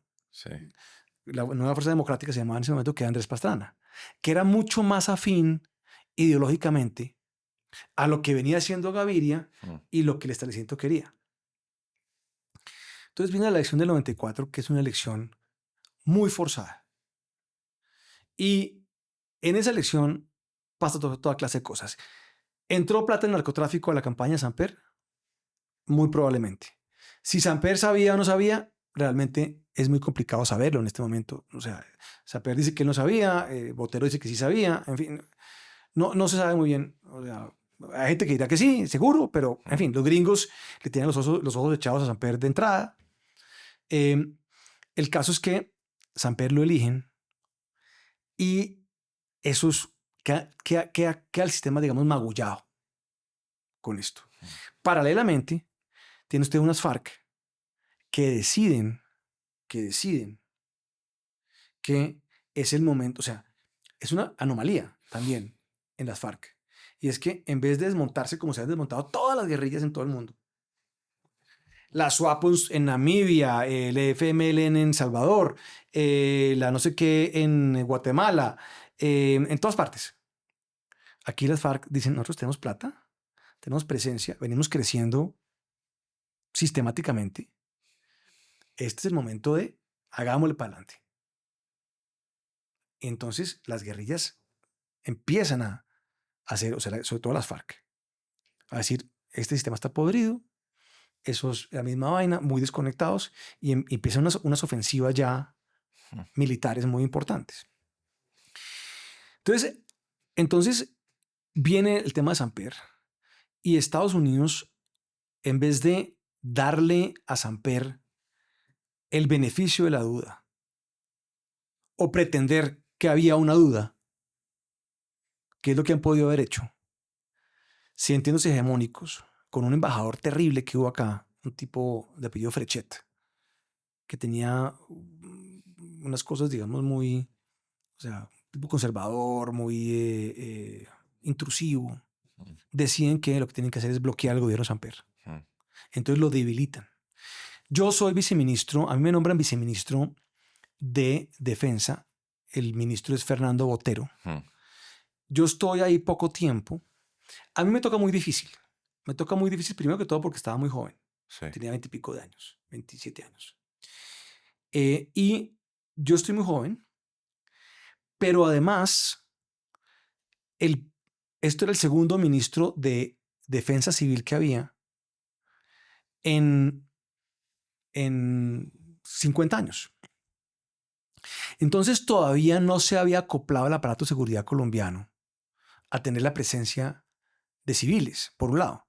Un civil joven, pues menos.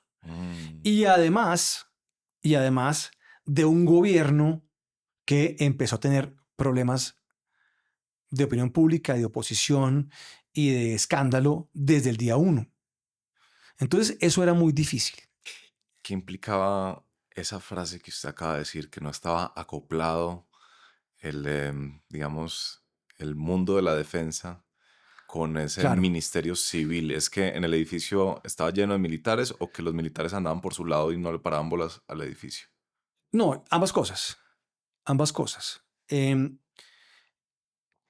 Los militares tienen, o sea, yo tengo inmensa admiración por los militares y por la policía, porque ellos son gente muy, muy profesional además, y muy seria y muy, muy institucional. Tienen muchísimos valores muy positivos. Pero esto era una cosa rara, o sea, nueva, me refiero nueva. Y me tocó a mí ser como el conejillo de Indias de la tecnocracia naciente en seguridad, que después sería, de pronto la palabra correcta no es conejillo de Indias, pero digamos como el pionero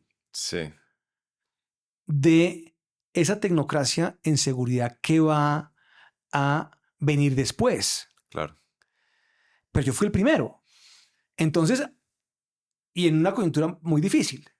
Entonces, pues claro, yo duro poco tiempo ahí, pero de alguna manera yo puedo decir, digamos, y no después pero ya después, ¿quién vino? Ya después era usual que, pues, Andrés Soto fue viceministro de Defensa.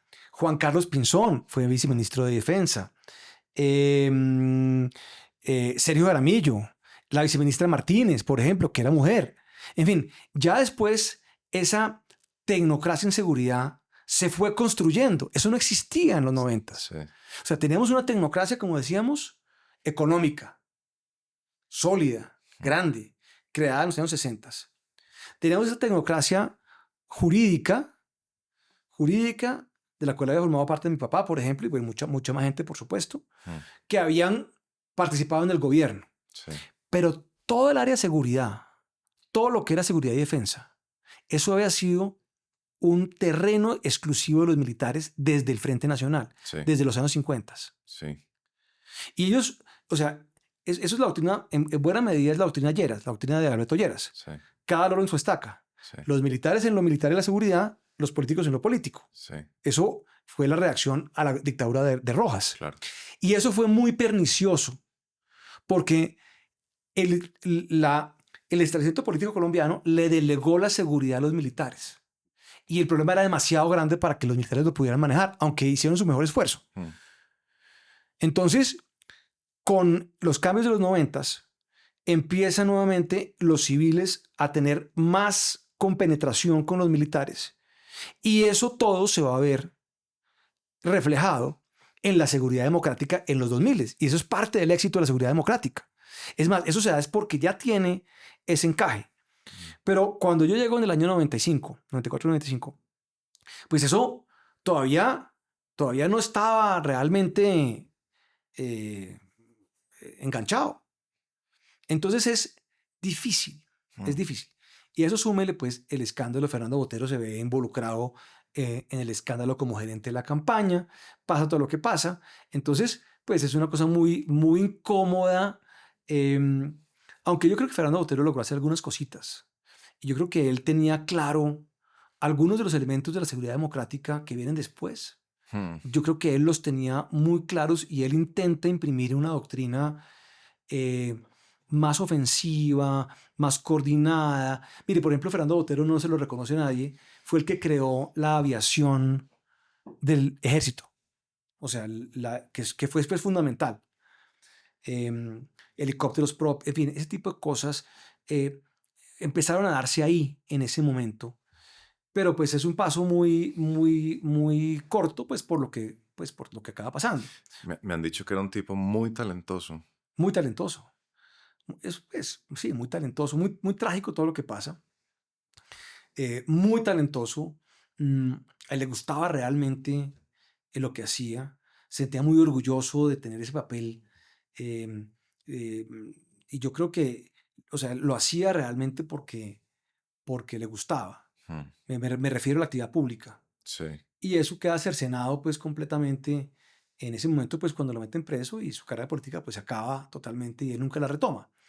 Em, Ahí y en ese momento ya había como claridad de que las FARC estaban en esta arremetida más propia de una guerra de movimientos, o eso todavía. no, totalmente, totalmente. O sea, ya en el año 94, o sea, cuando se hacen los primeros análisis, el problema es muy grave. Yo me acuerdo, por ejemplo, una reunión con una persona que yo aprecio mucho, que trabaja en Planeación Nacional.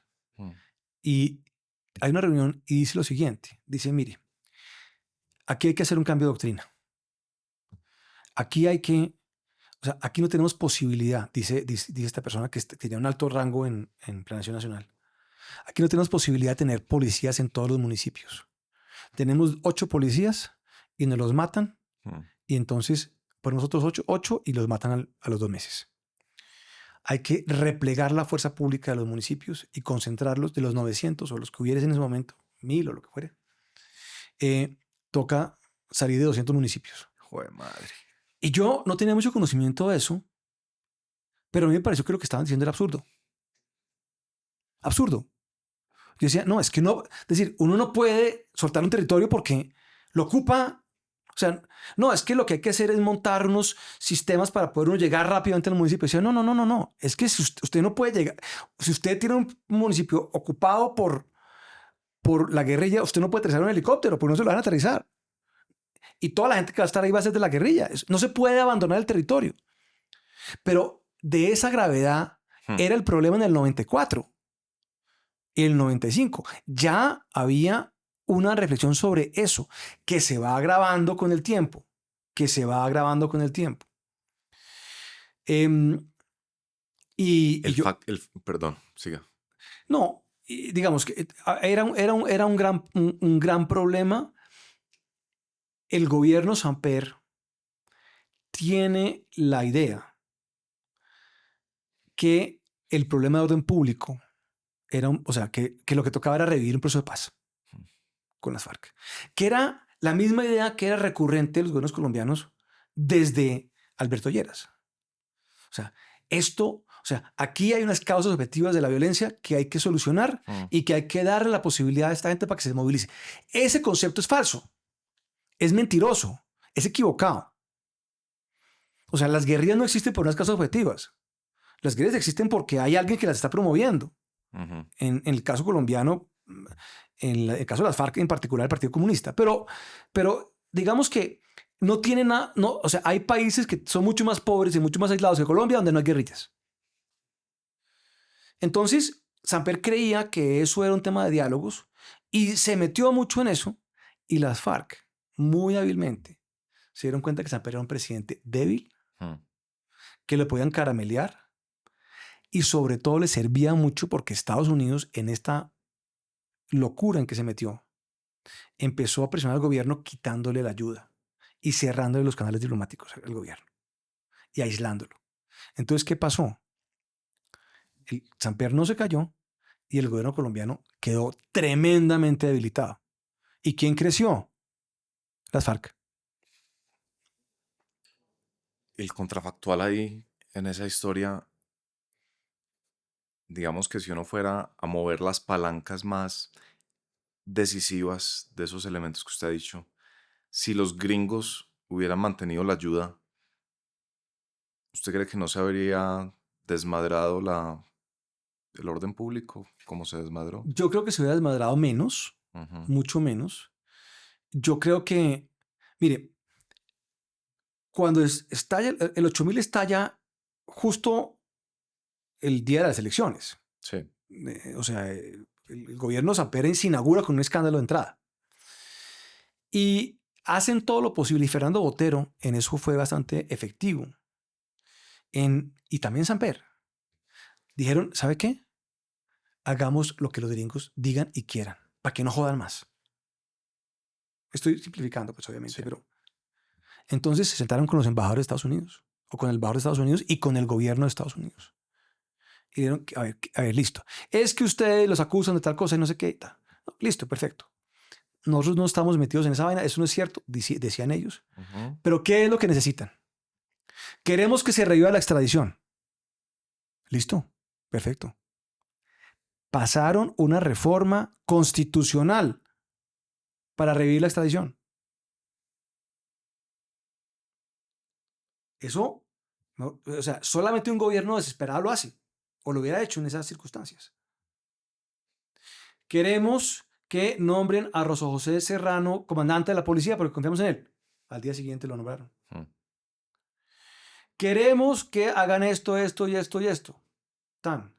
O sea, ellos decidieron, tanto Samper como Botero, decidieron que iban a jugar el juego que Estados Unidos les planteara. Sí. Y Estados Unidos no. Y el señor Frechet, que era tipo realmente un imbécil, y un señor Gelbart, que era el subsecretario de Narcóticos en Estados Unidos, no entendieron la coyuntura. Y empezaron a apretar y apretar. Entonces vamos a desertificar a Colombia. Vamos a quitarle los créditos de no sé qué cosas. Es inaceptable tal vaina. Y se pusieron fue en el juego de tumbar a Samper. De tumbarlo. A ver cómo tumbaban a Samper. Y eso fue un error. Porque entonces Samper lo que hizo fue que, en vez de seguir colaborando con los gringos, o sea, cuando le quitaron la visa a Samper y cuando empezaron a atacarlo él personalmente, en ese momento Samper se fue por el lado de los no alineados, por el lado de no sé qué cosas y tal, y dejó de cooperar con los gringos. Y en ese momento, nuevamente, ¿quién fue el beneficiado de todo eso? Pues las FARC y los narcotraficantes. Gran error. Gran error. Ese.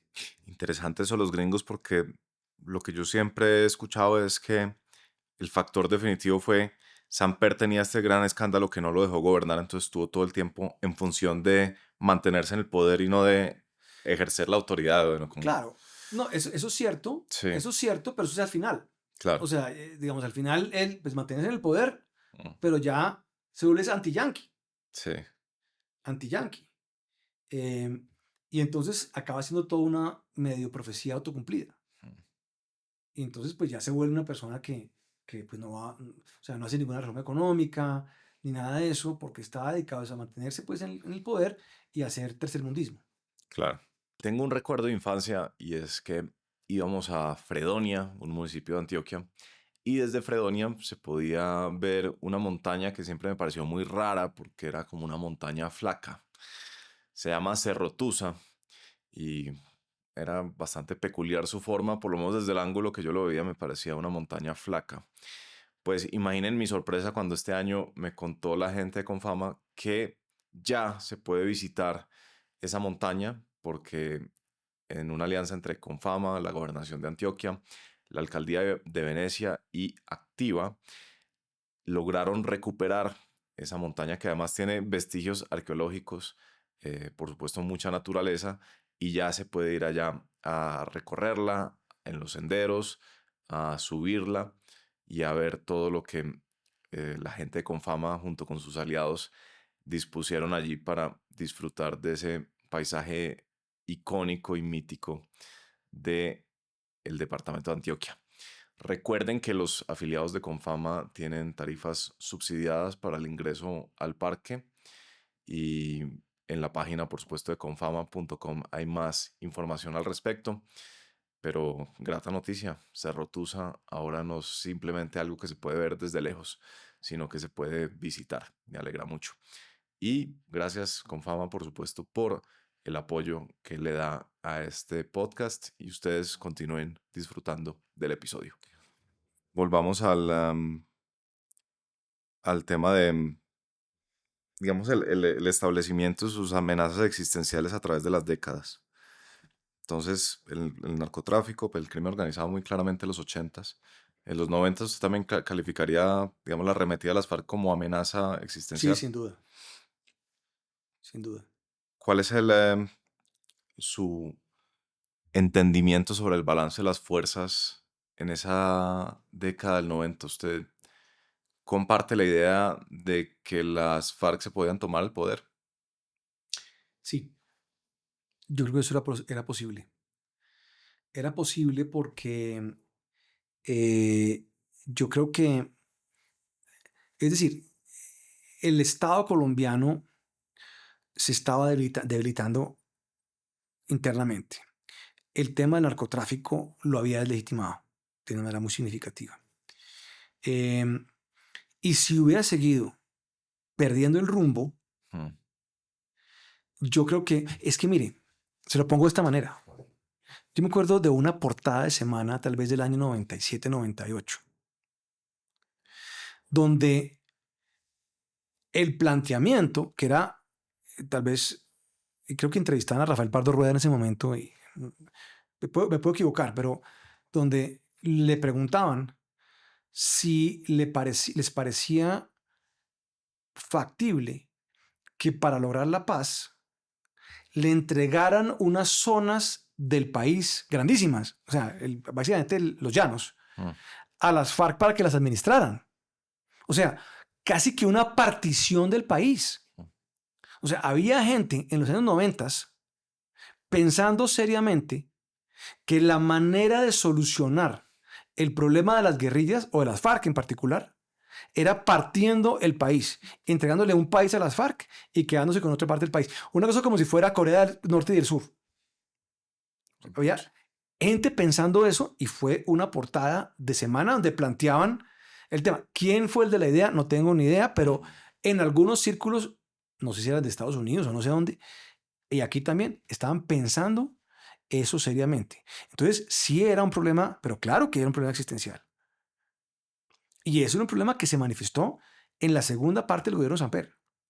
Del 96 en adelante empezó ese problema. No había dinero, no había las armas, estábamos bloqueados. Estados Unidos era hegemónico.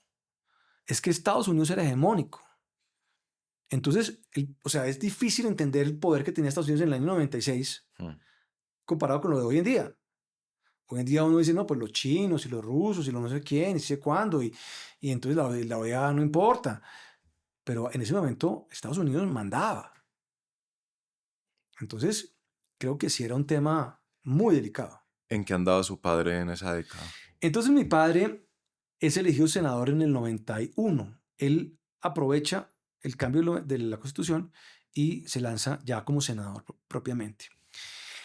Es interesante porque Perdón, en la legislatura del Congreso, del Congreso, no el revocado, sino el entrante el luego del... entrante, él había sido suplente en el revocado Sí, y en el 91 se le hace elegir senador ya propiamente. ok. Y él se monta en todo esto. Él, y eso es interesante porque él era parlamentario del Partido Liberal. Y como parlamentario del Partido Liberal, él apoya a Samper. Todos los parlamentarios del Partido Liberal apoyan a Samper en su candidatura. Sí, O sea, todavía funcionaba esta cosa partidista sí. unificada. Él tenía muy buena relación con los Estados Unidos. Súper buena relación. Y yo recuerdo que él, por ejemplo, hacía reuniones con los gringos en la casa de él. Invitaba al embajador de Estados Unidos. ¿Al señor Frechet? Al señor Frechet. El señor Frechet iba a todas partes. Se la pasaba almorzando con Jaime Garzón, por ejemplo. Era famoso esa relación Sí. que tenían, sí. Porque hablaba español perfectamente. Frechet, creo que la mamá era chilena, yo no sé. Yeah. Entonces tenía buenas maneras, pero era un imbécil. Y mi papá intentó varias veces con sus relaciones con Estados Unidos. Inclusive estuvo en Washington con un grupo de parlamentarios, hablando con el señor Gelbart, hablando con los señores del Departamento de Estado en ese momento, explicándole la situación. Pero estos estaban fijados con la idea de hacer un escarmiento.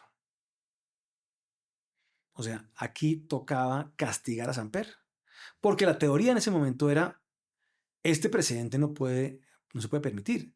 O sea, aquí tenemos que nosotros colgar al señor Samper simbólicamente de los postes de la Plaza de Bolívar para que todos los demás se den cuenta en América Latina que esto no se permite. Hay que tumbar a Samper. Culpable, no culpable, no importa. Hay que... Y él intentó hacer, digamos, esto y no lo, digamos, sin éxito, pues porque Estados Unidos ya estaba en esa película. En los 90s, en el 98, cuando viene la elección de Pastrana, él acompaña a Serpa. Serpa casi gana la elección. Es interesante, la gente que está pensando hoy, mirando la elección del 26, dice, no, es que el gobierno tiene un candidato y entonces es muy fuerte y se ha gastado no sé cuántos billones de pesos en esto y tal. Uno dice, miren la elección del 98. O sea, Samper hizo todo lo posible para que Serpa fuera el candidato victorioso. Y Serpa es mucho mejor candidato y era mucho mejor candidato que Cepeda. Pero no pudo con Pastrana. Pues Pastrana le ganó a Serpa por mucho. ¿Qué, qué motivaba a Samper? Era para impulsar tan fuertemente a su candidato. Es el legado de su gobierno, porque es que No, un y gobierno tan raro, tan... sí, que yo creo que Samper, o era miedo a represalias. yo creo, pero por un lado miedo a represalias, Sí, sin duda. Yo creo que también Serpa había sido muy defensor de Samper y Samper y Serpa compartían esa visión socialdemócrata, mm, em, o sea, esa visión que hablamos ahora del liberalismo progresista. sí. Ellos eran como de ese. Entonces creo que tenían afinidad, tenían una excelente relación personal en ese momento, por lo menos. No sé qué pasaría después, pero por lo menos en ese momento mm. era muy cercana. Y se la jugaron con Serpa y no alcanzó. No alcanzó. Entonces llega Pastrana. ¿Cómo manejó Pastrana lo de Samper? Yo no tengo ni idea de eso. Mire, yo creo que a Pastrana, En términos de represalias, luego ya mire, cuando fue presidente. sabe que eso es una muy buena pregunta, porque, mire, Pastrana podrá tener muchos defectos, pero fue muy institucional en eso. O sea, Pastrana, a pesar de lo que había pasado, a pesar de que él creía y está convencido que le habían robado las elecciones en el año 94, quién sabe, pero a pesar de todo lo que había pasado, y Pastrana sí había estado en Estados Unidos hablando mal de Samper y todo eso. Cuando Pastrana es presidente, no le monta una persecución a Samper. Ok. O sea, él sí lo respeta como expresidente. lo respetan institucionalmente hablando, nunca han sido amigos y han sido, probablemente todavía son enemigos, pero simplemente lo deja pasar. Dice, el señor ya fue presidente, si tiene una investigación que la sigan, pero capítulo, o sea, cambio de capítulo. Interesante. Cambio de capítulo. Y eso lo hace muy bien, eso me parece muy importante y eso creo que es muy meritorio y habla muy bien de Pastrana y su talante en eso, me parece. Sí. ¿Qué sucedió con esa tecnocracia de la seguridad? Entonces usted había sido el conejillo de Indias. Usted Sí, salió pronto. yo salgo pronto. ¿Problemas con los militares? No, pues porque Botero renunció. Ah, ok. No, yo estaba ahí feliz. Ya. Yo estaba ahí feliz. Entonces, sí, o sea, sale Botero, salimos todos. Llegas guerra. Llega Esguerra, que hace un ministerio pues difícil, muy difícil. Claro. Él estabiliza la cosa, es un gran señor, muy enfocado en los temas jurídicos y tal. Y eso sigue ahí, después llega Guillermo González, y no sé quién es el que acaba ahí de ministro, pero sin el ímpetu y sin la visión que Botero le quería imprimir al ministerio, que eso era como muy importante. Y llega Pastrana y viene con el tema del Plan Colombia. Ahora, el Plan Colombia se empieza a implementar en el 2000. Y yo no sé quién empieza ministro de Defensa de Pastrana. Pues el gran amigo de su padre, no sé si... Lloreda. Lloreda. Si era gran amigo de su padre, perdón. No sé, Sí, claro. me pareció que usted lo dijo Sí, ahorita. sí. Rodrigo Claro, Lloreda. perdón. Lloreda. Sí. Lloreda lo nombra de ministro. Y Lloreda, que tenía peso específico. Había sido candidato presidencial. Sí, claro. Tenía la experiencia. Lloreda llega y Lloreda tiene que afrontar la decisión del despeje del Caguán. Sí. Y eso es una decisión que genera un malestar inmenso Sí. entre los militares. Sí. Y los militares no querían eso y no se ha escrito suficiente sobre qué pasó ahí, pero fue casi un intento de golpe de Estado. O sea, no ocurrió porque Estados Unidos no permitió. Pero sí había unos generales, no sé si el general Bedoya estaba en ese momento ahí o no, tal vez sí. Sí había un grupo de generales que dijeron esto es inaceptable y creo que agarraron al ministro de Defensa en una reunión y dijeron no aceptamos esta orden, punto. Y si usted sigue adelante con esto, aténgase a las consecuencias. Creo que así fue. Puedo estar diciendo cosas que no son. Pero sí hubo un ruido de sables serio. Y Lloreda lo logró administrar. Eso fue muy importante, pero yo creo que debieron haber quedado muchas heridas con los militares alrededor de eso. Y Lloreda se enferma. Hace unos cambios en la cúpula. Y traen a una persona que además que es el general Tapias. El general Tapias lo nombran comandante del ejército y él lo nombran como, yo no sé si en el 2001, perdón, como en el 2000 tal vez lo nombran. Y él es el general que monta y que implementa el Plan Colombia. El Plan Colombia, primeros 2 años, era simplemente el trámite. La plata y el plan empiezan a ejecutarse del 2000 en adelante. O sea, el Plan Colombia ya con los equipos y con el cambio de doctrina es un plan que está en pie en el 2001 y que lo aprovecha Álvaro Uribe.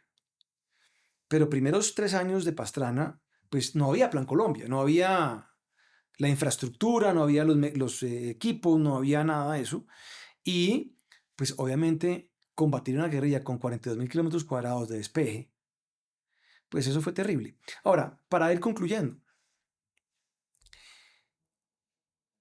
cuando se mire la historia colombiana en 50 años, yo creo que los libros de historia van a decir, aquí hay una continuidad entre Pastrana, Uribe y Santos frente al tema de las FARC.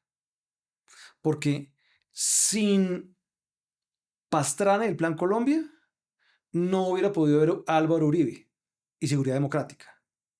Y sin Seguridad Democrática y sus éxitos, que fueron muy contundentes, no hubiera habido rendición de las FARC y proceso de las FARC con Santos. Eso es toda una continuidad que se da ahí, que ha quedado desdibujada por las peleas personales entre los tres. Pero eso todo es una continuidad que acaba en el año 2018, 19, 20, 21, 22, digamos en esa época. Y viene otra etapa que es la que estamos en este momento inaugurando. Andrés, muchas gracias por tenerme acá. Ya se va, no diga eso, compadre. Me toca Bueno, irme. Tengo una llamada ya. Tendremos que hacer más episodios. Muchas gracias. Muchas gracias por tenerme acá. Es un honor. Soy muy fan del podcast. No he oído todos los episodios, pero he oído un par. Me parece absolutamente fundamental hacer este ejercicio de historia contemporánea que están haciendo ustedes, de documentación, porque yo creo que, y usted lo ha dicho muchas veces, aquí una cantidad de gente hizo, o sea, se gastó la vida y tuvo unos sacrificios enormes por tener un mejor país. Y yo yo me le mido al que sea, para demostrar que la Colombia del año 2020, por decir una fecha, es muchísimo mejor en todos los aspectos. No hay ninguna estadística, ni en seguridad, ni social, ni económica, ni cultural, de ninguna, que sea peor en el 20 que en el año 85. O sea, el avance del país en esos años fue muy grande, muy importante. Sacó a decenas de millones de personas de la pobreza. Es un país que ha cambiado para bien en muchísimos aspectos, para mal en más bien pocos. Y es un país que ha progresado tremendamente. Y eso hay que documentarlo y hay que reconocerlo y hay que hablarlo. Porque hay gente que insiste en que nada ha pasado en 200 años desde la independencia. Y eso es falso. Pues Luis Guillermo Vélez, muchas gracias. Muchas gracias. Y de verdad, genuinamente tendremos que hacer más episodios. Claro que sí. Lo disfruté Muchas mucho. gracias.